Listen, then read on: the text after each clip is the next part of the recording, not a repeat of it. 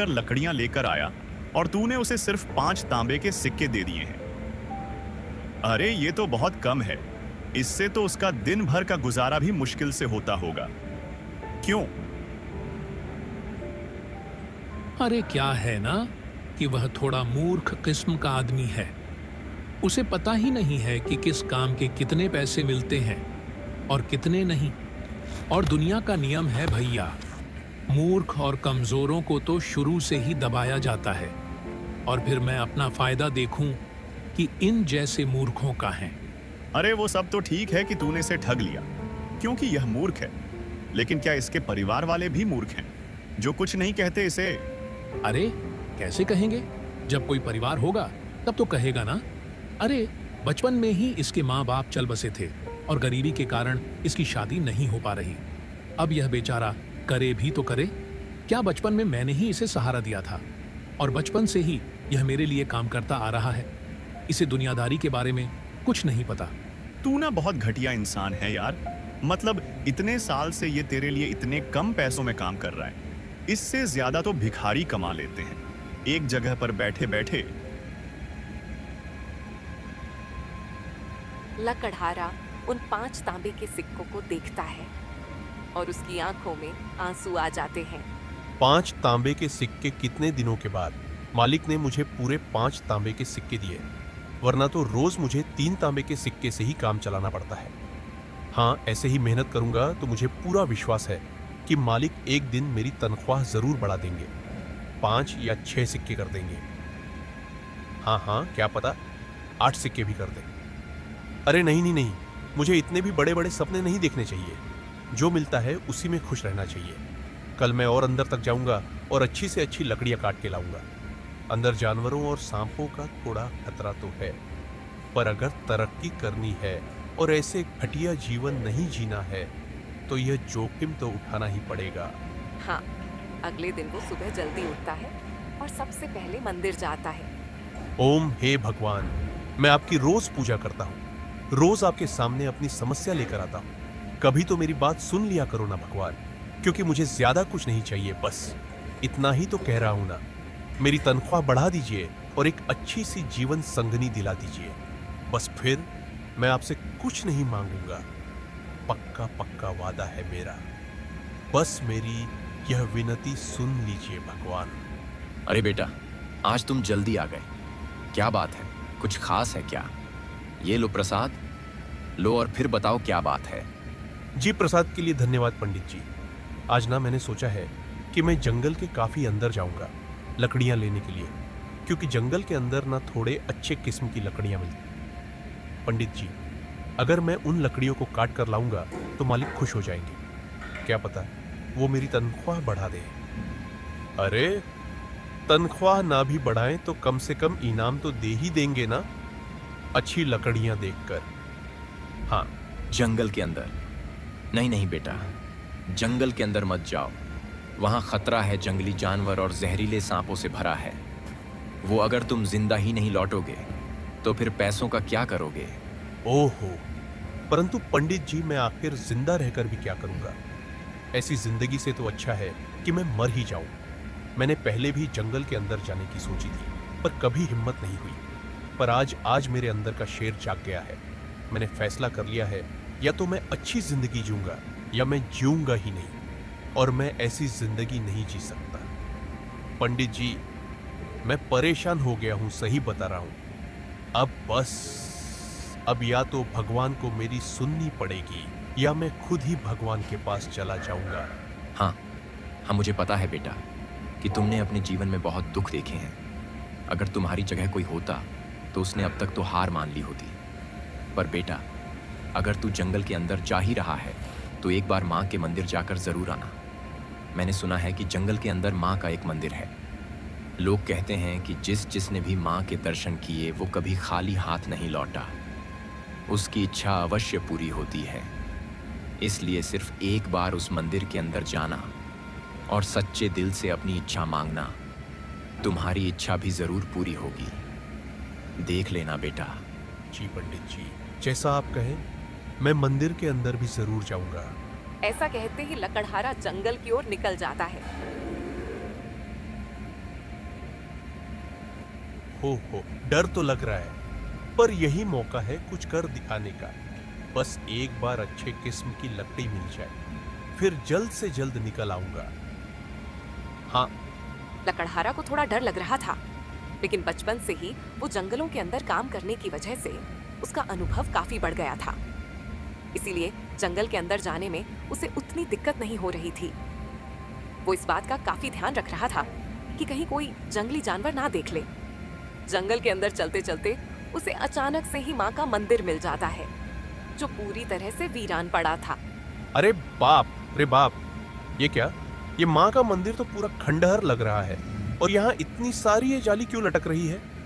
और लगता है कि इन जंगली जानवरों और जहरीले सांपों की वजह से यहाँ कोई आता जाता नहीं है। मुझे माँ का आशीर्वाद लेने से पहले मंदिर को साफ कर देना चाहिए। क्या पता खुश होकर माँ मेरी मनोकामना सच में पूरी कर दे। उसके बाद लकड़हारा माँ के मंदिर को साफ करने लग गया। ओम हे माता, आपको तो मेरे बारे में सब कुछ पहले से ही पता होगा, फिर भी मैं आपको बता देता हूँ, मैं बहुत ही गरीब हूँ। इतनी मेहनत करने के बाद भी मुझे 2 समय का खाना भी ठीक से नहीं मिलता। कभी कभी तो मुझे भूखा ही रहना पड़ता है। मेरी गरीबी के कारण मेरी शादी नहीं हुई, और अब तो मुझे कोई उम्मीद भी नहीं है।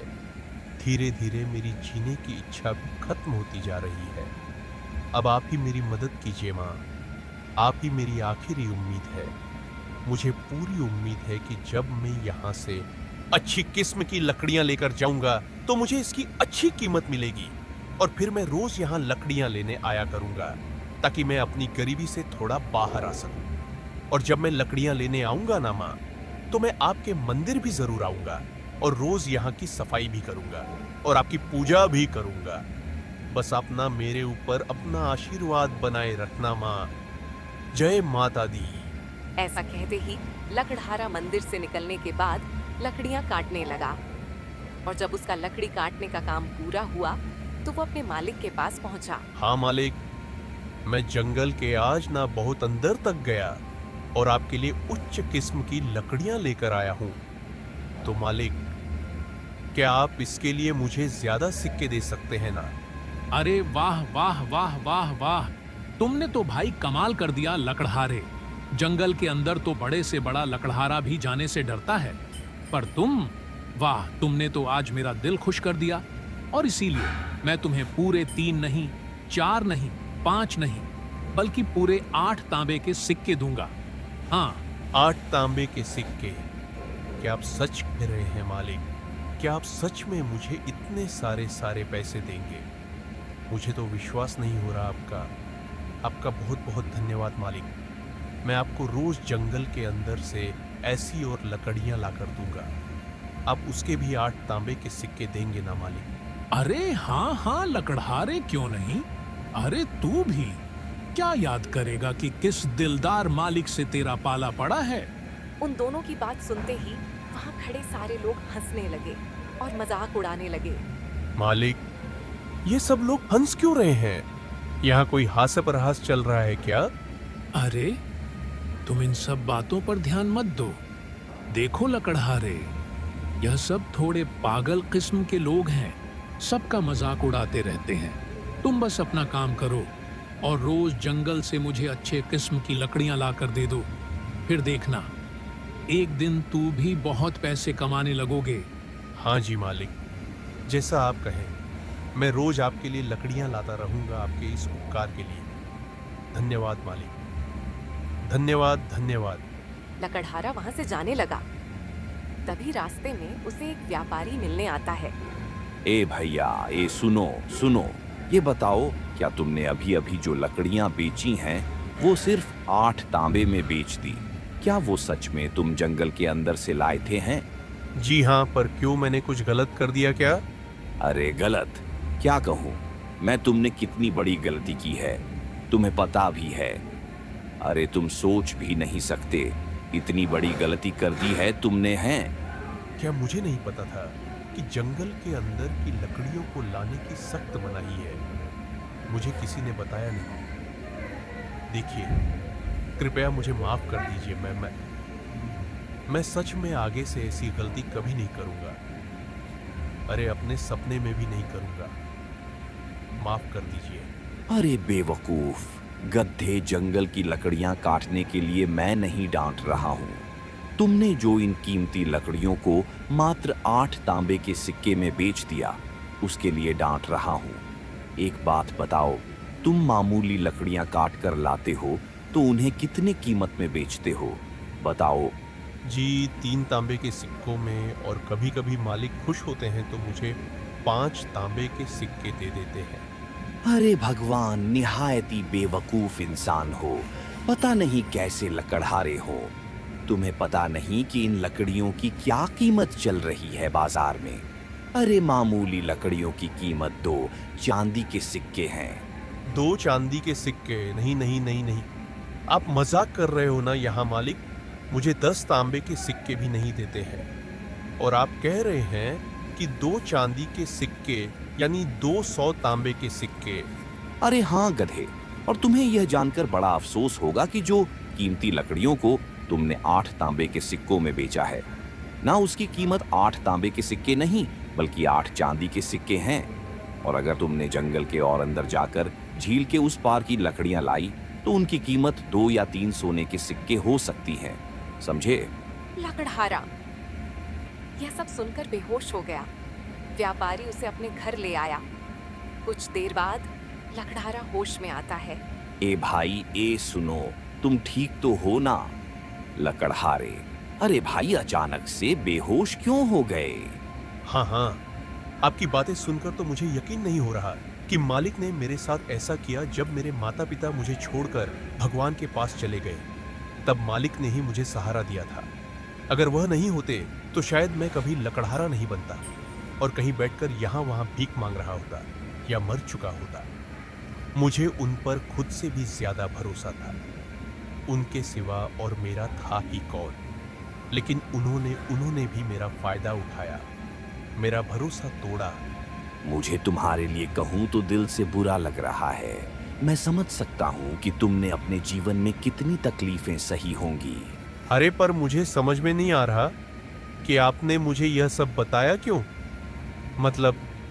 मेरा मतलब है कि आप भी चाहते तो उनकी तरह मेरा इस्तेमाल कर सकते थे।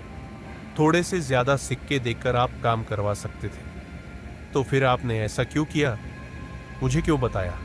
देख बेटा, अगर कुछ लोग ठग या बुरे हो तो इसका मतलब यह नहीं होता है कि सब वैसे ही हो।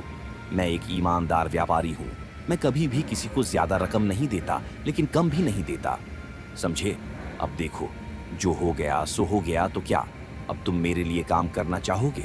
मैं तुम्हें लकड़ियों के सही दाम दूंगा और तुम बहुत ही जल्द अपनी गरीबी से बाहर हो जाओगे। अब तुम्हें यह घिसी पिटी जिंदगी जीने की कोई जरूरत नहीं है। बताओ, क्या कहते हो? तुम काम करोगे मेरे लिए? अरे हाँ जी, क्यों नहीं। मैं आप लोगों के साथ काम करने से भला कैसे मना कर सकता हूँ। आपने मुझे सही राह दिखाई है। पर देखिए, चांदी के 8 सिक्के तक तो ठीक था, परंतु 2 या 3 सोने के सिक्के, वो भी केवल लकड़ियों के लिए, यह कुछ ज्यादा नहीं हो गया?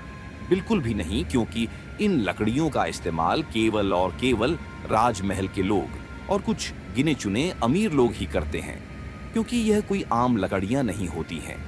ये बहुत ही खास और गुणवत्ता वाली लकड़ियां होती हैं, और यह लकड़ियां मिलना उतना ही कठिन है जितना रेगिस्तान में पानी मिलना, क्योंकि यह लकड़ियां उस खतरनाक जंगल के अंदर पाई जाती हैं। वहां भी झील के उस पार, जहां एक से एक खतरनाक जंगली जानवर और जहरीले जीव जंतु रहते हैं। इन लकड़ियों को लाने एक खास लोगों की टुकड़ी जाती है जो युद्ध में माहिर हो और जानवर के बारे में विशेष जानकारी रखते हो। कोई आम आदमी कभी भी उन लकड़ियों को नहीं ला पाएगा, और हाँ, अगर लाने की कोशिश भी की जाए तो वह अपनी जान से हाथ धो बैठेगा। अब बताओ, भला अगर तुम उन लकड़ियों को लाने में सफल रहे तो तुम एक दिन अमीर बन जाओगे। तुम्हें किसी प्रकार की कोई दिक्कत नहीं होगी। लेकिन हाँ, मेरी सलाह मानो तो झील के उस पार कभी जाने के बारे में सोचना भी नहीं। हाँ, मैं समझ गया व्यापारी जी। आपके लिए कल मैं जंगल के अंदर से 8 चांदी के सिक्के वाली लकड़ियां लाकर दे दूंगा। हाँ, लेकिन ध्यान से जाना, और हाँ, झील के उस पार जाने की सोचना भी मत, ठीक है? हाँ जी, मैं समझ गया। आपका बहुत बहुत धन्यवाद व्यापारी जी। वैसे मैं आपको क्या कहकर पुकारूं, मालिक या व्यापारी जी? तुम मुझे व्यापारी जी कहकर पुकारो, क्योंकि तुम मेरे गुलाम नहीं हो, तुम आजाद हो। तुम भी एक व्यापारी हो जो अपना सामान किसी को बेचता है, मेरी तरह समझे। और हाँ, आज तुम मेरे ही घर पर रुक जाओ, कल चले जाना। मेरी पत्नी काफी अच्छा भोजन बनाती है।